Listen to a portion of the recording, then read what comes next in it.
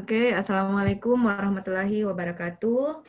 Apa kabar adik-adik semua ya? Semoga tugas-tugasnya tadi sudah dikerjakan ya. Ya, jadi sekarang kita akan membahas mengenai bagaimana karakter wirausahawan yang sukses ya. Jadi tadi itu adik-adik sudah mengenali karakter diri sendiri ya dari mengerjakan tugas yang ada. Adik-adik bisa tahu siapa diri adik-adik sendiri, kemudian apa potensi-potensi yang Anda miliki. Ya, jadi sekarang kita melihat bagaimana sih karakter para wirausahawan yang sukses itu, ya. Jadi kalau menurut David tahun 1996 dia itu mengemukakan bahwa wirausahawan itu memiliki profil ya. Jadi dari karakteristik misalkan berprestasi tinggi, wirausahawan yang menonjol itu dia ahli dalam memperoleh prestasi. Di mana-mana dia selalu berprestasi. Kemudian pengambil resiko. Para wirausahawan itu dia tidak takut mengambil resiko, tetapi akan menghindari resiko tinggi apabila memungkinkan. Kemudian karakteristik profil lainnya itu adalah pemecah masalah. Ya, jadi mereka ini tanggap dalam mengenali dan memecahkan masalah yang dapat menghalangi kemampuannya untuk mencapai tujuan. Kemudian selain itu mereka juga pencari status dengan tidak memperkenankan kebutuhan terhadap status untuk mengganggu isi usahanya. Kemudian mereka memiliki tingkatan energi yang tinggi. Jadi biasanya orang-orang yang sukses itu mereka sangat berdedikasi dan sangat workaholic demi terwujudnya sukses. Kemudian memiliki tingkat percaya diri yang tinggi. Kemudian dari sisi ikatan emosi dia dapat memisahkan antara hubungan emosional dengan karir. Kemudian dari sisi kepuasan pribadi dia menyukai kompleksitas tinggi dan formalisasi yang rendah. Jadi tidak terlalu menyukai hal-hal yang formal ya. Jadi ini adalah karakter dari wirausahawan sukses yang dikemukakan oleh David tahun 1996. Selanjutnya, kalau menurut Big Graph, karakter seorang wirausahawan itu adalah irisan dari berbagai sikap mental positif dan membutuhkan proses yang berasal dari internal maupun eksternal. Jadi di sini adalah irisan dari berbagai sikap mental positif, dan untuk menumbuhkan berbagai sikap mental yang positif itu dibutuhkan proses yang berasal baik dari internal maupun berasal dari eksternal ya. Jadi untuk menjadi seorang wirausahawan yang sukses, selain kita harus memiliki sifat mental yang positif, itu juga ada prosesnya ya. Ada prosesnya sehingga kita bisa mencapai yang namanya wirausahawan sukses. Nah, selanjutnya kalau penelitian tentang standarisasi tes potensi kewirausahaan pemuda versi Indonesia, kalau menurut Munawir Yusuf tahun 99 ada 11 ciri atau indikator dari kewirausahaan. Yaitu pertama motivasi berprestasi ya, selalu termotivasi untuk memiliki prestasi, kemudian memiliki kemandirian yang tinggi, kreatif, kemudian berani untuk mengambil risiko, kemudian ulet, berorientasi pada masa depan, komunikatif dan reflektif, memiliki sifat kepemimpinan, locus of control, perilaku instrumental, dan penghargaan terhadap uang. Ya, jadi kalau ini menurut Munawir Yusuf ada 11 ciri dari indikator kewirausahawan ya yang sukses. Nah, kalau kita melihat kumpulan dari berbagai sumber bagaimana karakter menjadi wirausahawan yang sukses, yaitu memiliki kreativitas yang tinggi, selalu berkomitmen dalam pekerjaan, memiliki etos kerja dan tanggung jawab, mandiri dan tidak ketergantungan, berani menghadapi risiko, motivasi untuk berprestasi tinggi, selalu perspektif ya, selalu melihat ke depan, memiliki perilaku inovatif yang tinggi, selalu mencari peluang, memiliki jiwa kepemimpinan, memiliki kemampuan manajerial, dan memiliki keterampilan personal ya. Jadi kalau adik-adik ingin menjadi seorang entrepreneurship atau ingin menjadi wirausahawan ke depannya, maka karakter-karakter ini adalah karakter yang harus adik-adik mulai bangun dari sekarang ya. Nah, ini ada juga ciri usahawan handal ya. Jadi ada beberapa ciri usahawan handal. Pertama yaitu percaya diri dan mandiri yang tinggi untuk mencari penghasilan dan keuntungan mulai usaha yang dilaksanakannya. Kemudian yang kedua, mau dan mampu mencari dan menangkap peluang yang menguntungkan dan memanfaatkan peluang tersebut. Kemudian ketiga, mau dan mampu bekerja keras dan tekun untuk menghasilkan barang dan jasa yang lebih tepat dan efisien. Kemudian keempat, mau dan mampu berkomunikasi, tawar-menawar, dan musyawarah dengan berbagai pihak, terutama kepada pembeli. Kemudian kelima, menghadapi hidup dan menangani usaha dengan terencana, jujur, hemat, dan disiplin. Kemudian keenam, mencintai kegiatan usahanya dan perusahaannya secara lugas dan tangguh, tetapi cukup luas untuk melindunginya. Kemudian ketujuh, mau dan mampu meningkatkan kapasitas diri sendiri dan kapasitas perusahaan dengan memanfaatkan dan memotivasi orang lain. Itu adalah kemampuan leadership atau managerialship, serta melakukan perluasan dan pengembangan usaha dengan risiko yang moderat ya. Jadi ini adalah ciri-ciri dari wirausahawan handal. Kemudian kalau Big Graph, kalau Big Graph ini dia menggambarkan wirausahawan dengan konsep 10D, yaitu pertama dream. Dream berarti mempunyai visi terhadap masa depan dan mampu mewujudkannya. Kemudian decisiveness, tidak lambat dalam bekerja, membuat keputusan berdasarkan perhitungan yang tepat. Selanjutnya doers, bisa membuat keputusan dan mampu untuk melaksanakannya. Determination, melaksanakan kegiatan dengan penuh perhatian, melaksanakan kegiatan dengan penuh determinasi ya. Dedication, jadi memiliki dedikasi yang tinggi dalam berusaha. Devotion, mencintai pekerjaan yang dimiliki. Kemudian details, memperhatikan faktor-faktor kritis secara rinci. Selanjutnya destiny, bertanggung jawab terhadap nasib dan tujuan yang hendak dicapai. Dollars, ya dollars, bahwa motivasi bukan hanya uang. Jadi dalam berwirausaha itu, motivasi itu bukan hanya untuk mendapatkan uang yang banyak, ya, tetapi mungkin motivasinya adalah dengan uang yang banyak ini saya bisa membantu lebih banyak orang. Dengan uang yang banyak ini saya bisa menyumbangkan lebih banyak uang untuk panti-panti asuhan. Dengan uang yang banyak ini saya bisa memberangkatkan orang tua saya untuk umroh.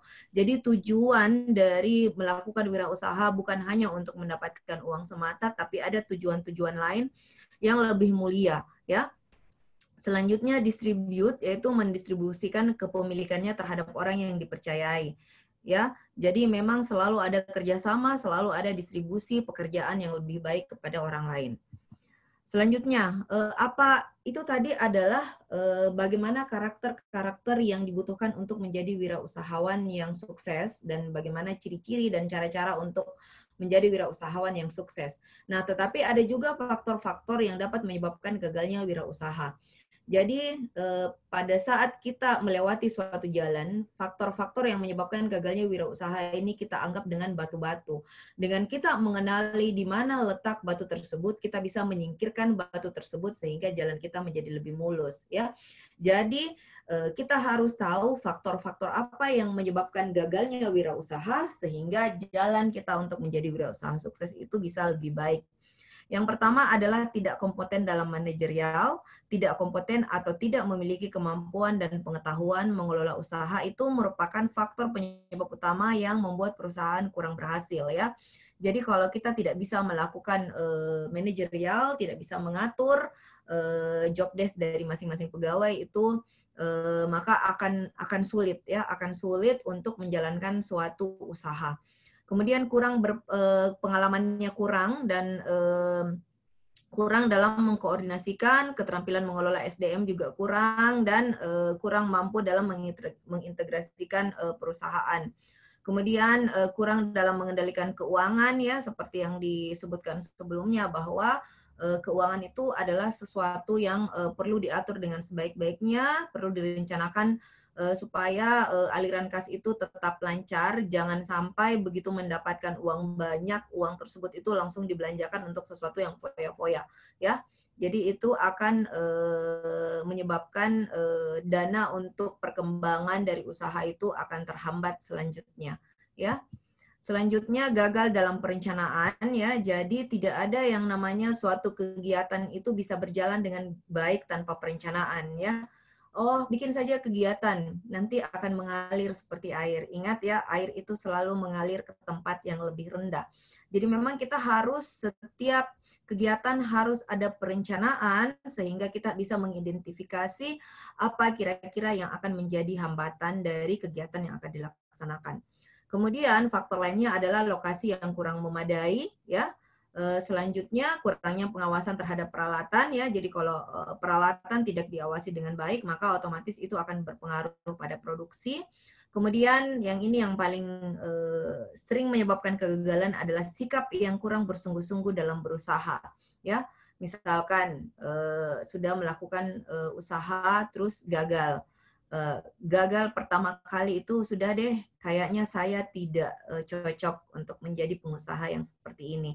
Nah, itu artinya kamu kurang sungguh-sungguh dalam berusaha, karena orang yang seperti Kikuo itu harus melakukan percobaan berkali-kali sampai dia bisa mendapatkan formula jam tangan seperti G-Shock yang tahan banting. Ya, bukan hanya dengan sekali percobaan baru dia berhasil, tetapi banyak percobaan, sehingga sikap yang setengah-setengah, sikap yang kurang bersungguh-sungguh itu akan menyebabkan kegagalan, ya.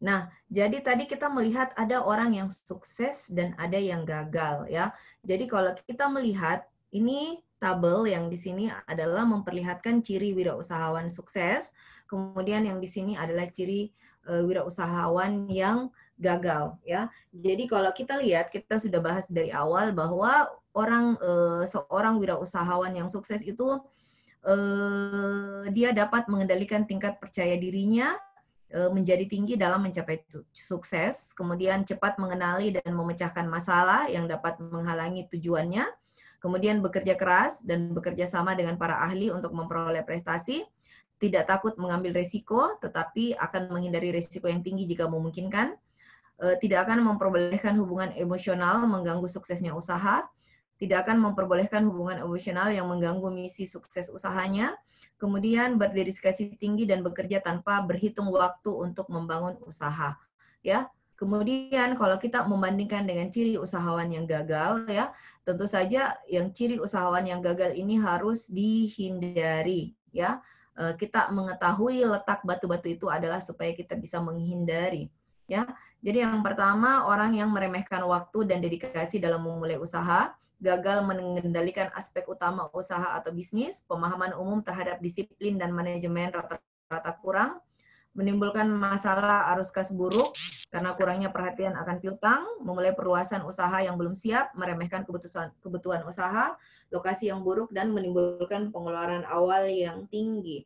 Ya, jadi ini yang perlu adik-adik ketahui, karakter seperti apa yang bisa mengangkat kita menjadi seorang wirausahawan yang sukses, dan karakter yang seperti apa yang bisa menyebabkan kita menjadi wirausahawan yang gagal, ya. Jadi faktor karakter itu sangat penting, ya.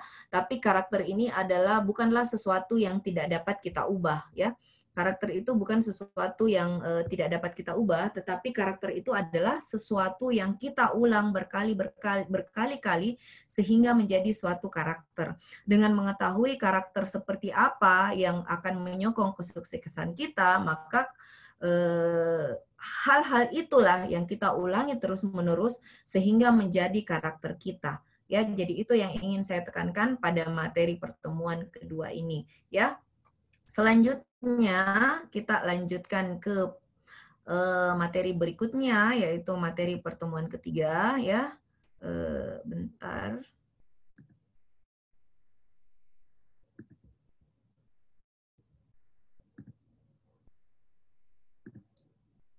Kita buka filenya dulu.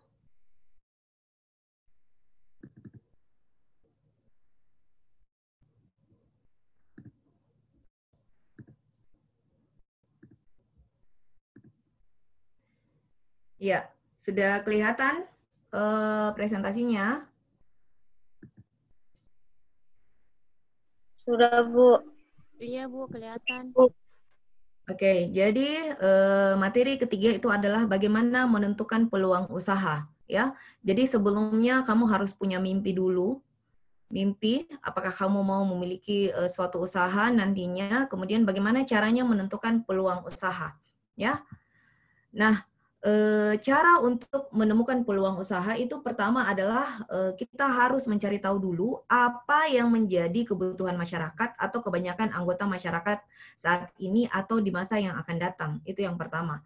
Kira-kira masyarakat butuh apa ya? Kira-kira teman-teman butuh apa ya? Misalnya ya, yang kemarin saya melihat HMJ menangkap peluang usaha dengan sangat baik. Begitu saya menginformasikan bahwa masker, face shield, dan masker dan face shield itu menjadi hal yang harus digunakan pada saat praktikum. Nah, begitu pula kemudian HMJ langsung menangkap peluang tersebut dengan mempromosikan paket yang mereka berikan yang berisi face shield dan masker ya. Jadi itu adalah bagaimana cara untuk menemukan peluang usaha, melihat apa yang menjadi kebutuhan masyarakat atau apa yang menjadi kebutuhan kebanyakan anggota masyarakat di masa kini maupun di masa yang akan datang. Kita tahu praktikum baru akan dimulai minggu depan ya untuk D4, kalau D3 mungkin minggu berikutnya. Tetapi HMJ ini sudah menangkap suatu peluang bahwa mungkin beberapa teman banyak yang membutuhkan masker dan face shield karena itu adalah syarat untuk mengikuti praktikum di kampus ya, misalnya seperti itu. Nah, untuk memahami kebutuhan masyarakat itu memang diperlukan suatu diagnosa terhadap lingkungan usaha secara keseluruhan, itu meliputi faktor ekonomi, politik, pasar, persaingan, pemasok, teknologi, sosial, dan juga geografi ya. Nah, berangkat dari pertanyaan yang di atas ini, maka kita memanfaatkan potensi diri kita dalam menemukan peluang usaha yang cocok bisa dengan menggunakan dua pendekatan. Pendekatan yang pertama adalah pendekatan inside out atau dari dalam keluar, bahwa keberhasilan itu akan diraih dengan memenuhi kebutuhan yang ada saat ini. Ya, keberhasilan akan dapat diraih dengan memenuhi kebutuhan yang ada saat ini. Misalkan kebutuhan yang ada saat ini adalah kebutuhan akan masker, sehingga orang menangkap peluang tersebut dengan menjual masker berbagai macam, apakah masker kain, apakah masker medis, dan lain sebagainya.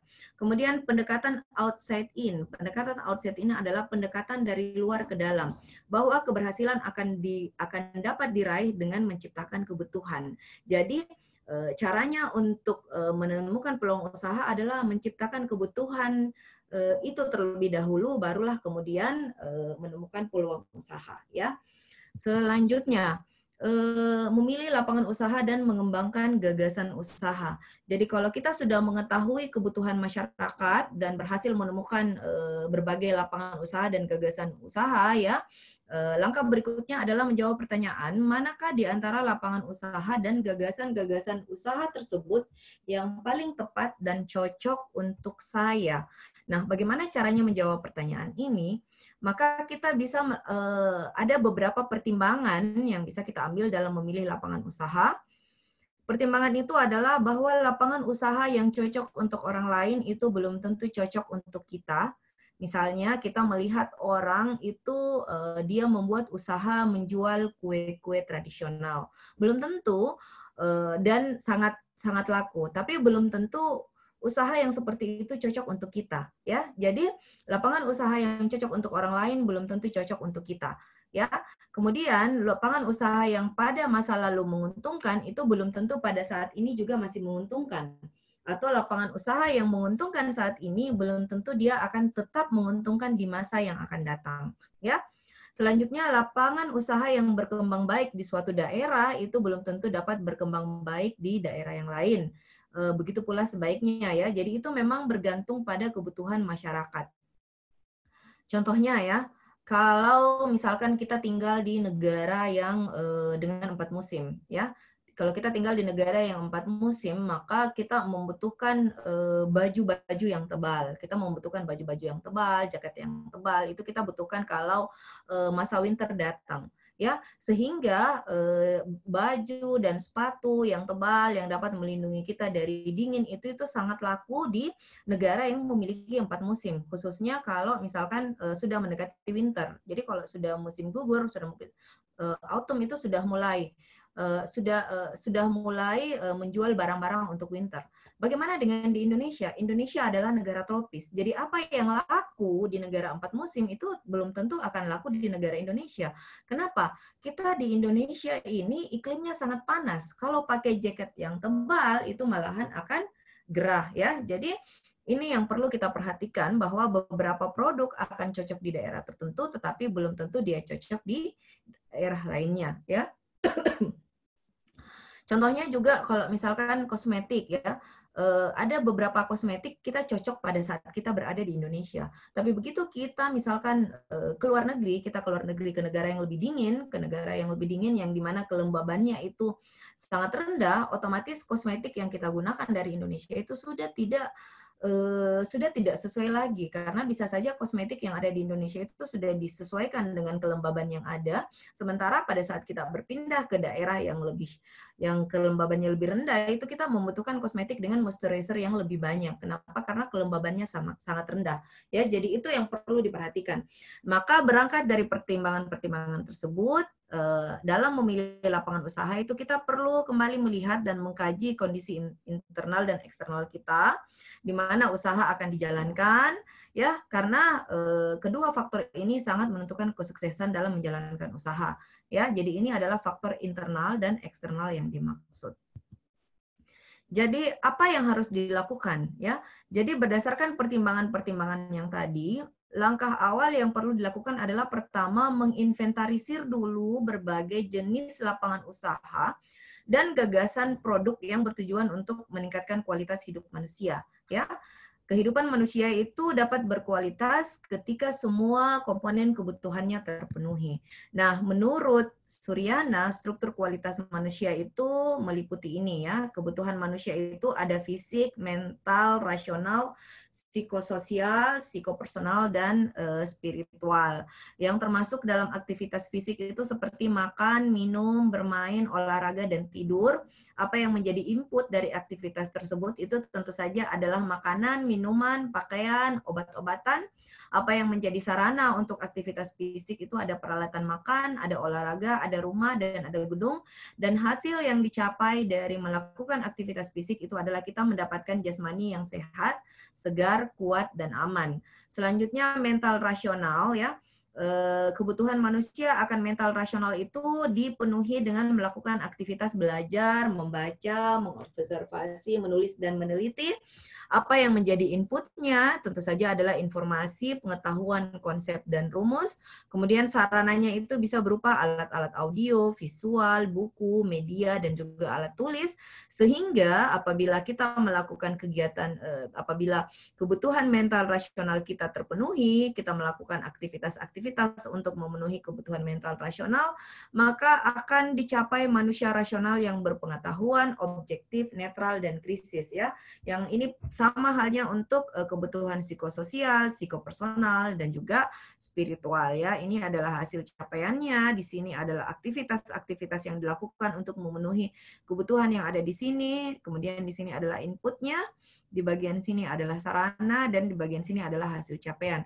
Dengan melihat kebutuhan manusia yang ada di sini, maka kita bisa brainstorming kira-kira peluang-peluang apa, gagasan-gagasan apa yang bisa kita buat, peluang-peluang apa yang kira-kira dibutuhkan oleh manusia berdasarkan kebutuhan yang ada dengan hasil capaian yang diinginkan. Ya, jadi ini dari tabel ini kita bisa mendapatkan banyak ide tentang gagasan-gagasan usaha yang akan dilakukan ya.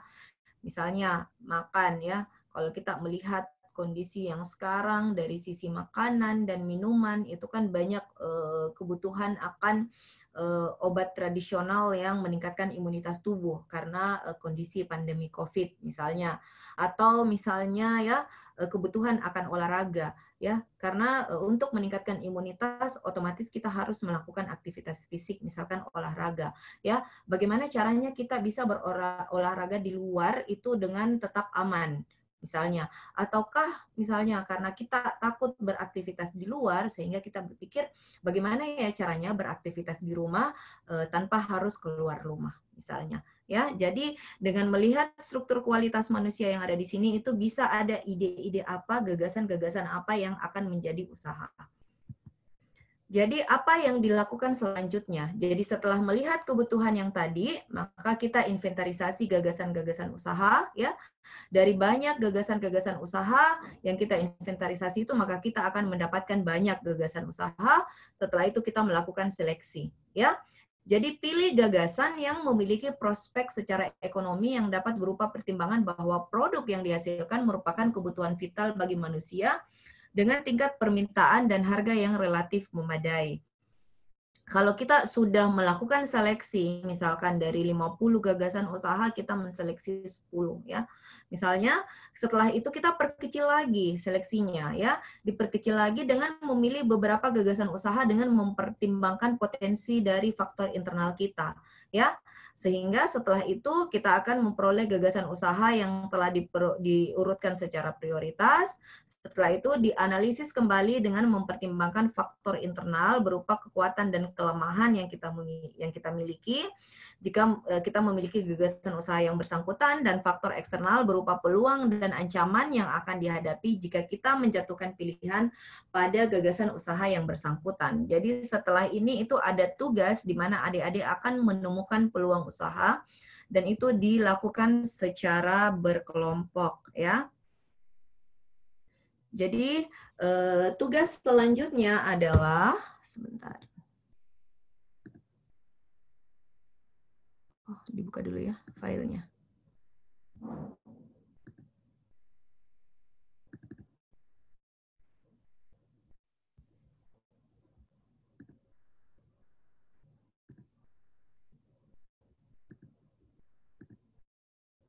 Oke, sudah kelihatan ya tugasnya. Nah, jadi tugas selanjutnya adalah nanti ini kan ada batas mengirim tugas sampai jam 12 ya tentang mengenal karakter diri. Dari situ kemudian saya akan mengelompokkan adik-adik. Nanti saya umumkan kelompoknya ya. Nah, jadi adik-adik akan melakukan ini secara berkelompok ya, secara berkelompok pada hari ini yaitu mengidentifikasi peluang-peluang usaha. Ya, jadi pertama identifikasi berbagai jenis produk, barang ataupun jasa yang sesuai dengan potensi diri dan memiliki prospek yang cerah, baik di masa kini maupun di masa yang akan datang. Setelah itu tuliskan hasil identifikasi tersebut sesuai dengan jenis kebutuhan manusia. Misalkan fisik ya, kira-kira produk, barang dan jasa yang fungsional itu kira-kira apa ya. Tadi yang masuk dalam kategori fisik itu adalah makanan dan minuman. Jadi contohnya bisa dibuat jamu tradisional. Jamu tradisional apa sih yang terdiri dari sereh, ini apa dan apa ya, bisa di situ ditulis. Terus kalau untuk mental rasional itu kira-kira jasa atau apa yang bisa kita berikan. Jadi ini diisi di sini ya semuanya. Jadi diisi saja sebanyak-banyaknya kira-kira gagasan apa yang ada. Ya, ini dilakukan secara per kelompok. Kemudian setelah itu, setelah mengisi ini, di sini kan nanti akan ada banyak gagasan yang terisi. Selanjutnya adalah dari sekian banyak gagasan yang ada di kolom di tabel di atas ini, pilih 10 gagasan, pilih 10 gagasan saja. Cara untuk memilihnya itu adalah diprioritaskan berdasarkan pertimbangan lingkungan eksternal, misalnya potensi pasar, baik itu lokal maupun global, bagaimana ketersediaan bahan bakunya, bagaimana ketersediaan teknologi dan tenaga kerja, dan bagaimana kebijakan pemerintah. Ya. Setelah itu, kalian tulis 10 jenis usaha dan pertimbangan-pertimbangan kenapa memilih 10 jenis usaha tersebut ya. Jadi itu tadi berarti adik-adik sudah melakukan brainstorming kemungkinan usaha-usaha dari sekian banyak usaha yang sudah adik-adik taruh di sini ya. Kemudian setelah itu dari 10 usaha yang ada di sini itu, maka pilih lagi kemudian 3 dari 10 gagasan tersebut. Nah, jadi memilih 3 dari 10 itu menggunakan pertimbangan internal seperti pengetahuan dan keterampilan, ketersediaan lahan, bangunan, peralatan, dan finansial, serta potensi-potensi lain yang dimiliki yang dapat mendukung untuk mewujudkan gagasan ya. Nah, jadi kalau kita sudah memilih ketiga gagasan tersebut itu, kemudian kita melakukan analisis SWOT ya. Kita melakukan analisis belum ya. Kita melakukan dulu pertimbangan-pertimbangan ya. Jadi ada pertimbangan-pertimbangan di sini, pertimbangan-pertimbangan yang ada di sini. Caranya untuk memilih dari 10 ke 3 itu adalah dengan mengisi yang di sini. Kita mengisi pertimbangan-pertimbangan apa saja di sini, misalkan ketersediaan SDM, lahan, bangunan, peralatan, kemudian kita berikan bobot. Jadi ini 1, 2, sampai 10 itu adalah gagasan usaha. Jadi tadi kan sudah pilih 10 gagasan usaha, setelah itu diisi di sini tabelnya. Kalau misalkan untuk sumber daya, gagasan usaha pertama apakah dia tidak mendukung, kurang mendukung, cukup mendukung, mendukung, ataukah sangat mendukung, diisi dengan poin 1 sampai 5 ya. Jadi ini untuk gagasan usaha 1, ini untuk gagasan usaha 2, ini untuk gagasan usaha 3, 4, 5 dan seterusnya. Nah, setelah itu dijumlahkan berapa poin dari setiap usaha berdasarkan pertimbangan-pertimbangan yang ada ya. Setelah itu dilihat berapa jumlahnya. Jadi yang paling besar itu berarti bisa menjadi paling prioritas ya, karena itu yang sangat mendukung. Karena kita lihat kalau poinnya 5 dia artinya sangat mendukung ya. Jadi kita akan mendapatkan 3 urutan tertinggi itulah yang menjadi 3 usaha unggulan. Nah, setelah itu dilakukan lagi analisis SWOT ya. Analisis ini tujuannya untuk mengetahui sisi kondisi internal yang terdiri atas kekuatan dan kelebihan serta kondisi eksternal yaitu peluang dan ancaman ya. Jadi diisi tabelnya. Jadi untuk setiap jenis usaha itu mengisi tabel yang seperti ini dan yang di bawahnya ya. Jadi ada 3 kali kalian akan mengisi tabel yang seperti ini sehingga adik-adik akan mendapatkan total bobot dari setiap pilihan usaha. Jadi nanti bobot yang paling besar lah yang akan dipilih karena kemungkinan itulah yang paling mendukung. Nah, bisa saja setelah melakukan analisis SWOT, bisa saja yang tadinya di sini diprioritas di sini itu yang tertinggi pertama, kedua, ketiga itu setelah melakukan analisis SWOT bisa saja yang urutan pertama itu menjadi urutan ketiga. Ya, ada kemungkinan seperti itu. Jadi silahkan ini dilakukan secara berkelompok. Nanti saya akan bagi kelompoknya, ya.